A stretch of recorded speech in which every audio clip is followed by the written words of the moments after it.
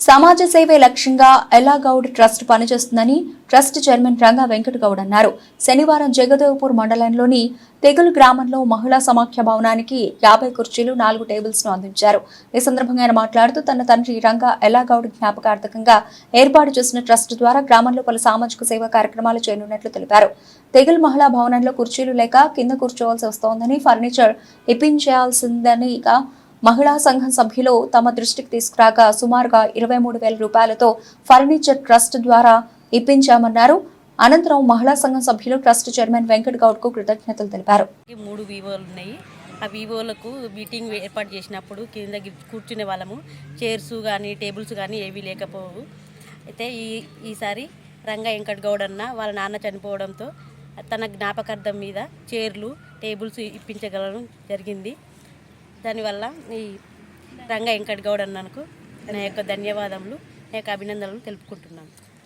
మా తీగులు గ్రామంలో 3 గ్రామ సంఘాలు ఉన్నాయి.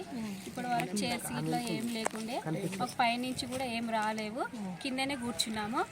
ఇప్పుడు మా తీగులు గ్రామం వెంకటి గౌడ్ ఇప్పియడం జరిగింది. చైర్లు టేబుల్స్ ఇప్పియడం జరిగింది వాళ్ళ డాడీ పేరు మీద.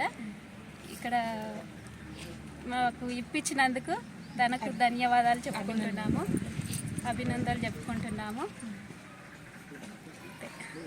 మహిళా సమైక్య గ్రూపులకు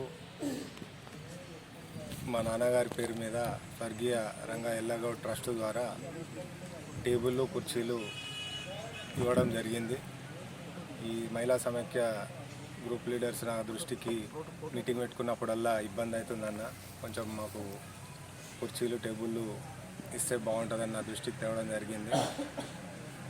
దానికి అనుగుణంగా మా నాన్నగారి ట్రస్ట్ పేరు మీద వారికి ఈరోజు 50 కుర్చీలు టేబుల్ ఇప్పించడం జరిగింది. అలాగే ఈ తెగులు గ్రామంలో నాకు సాధ్యమైనంత వరకు కూడా మా నాన్న పేరు మీద సేవా కార్యక్రమాలు ముందు కూడా జరుగుతాయి అని తెలియజేస్తున్నాను.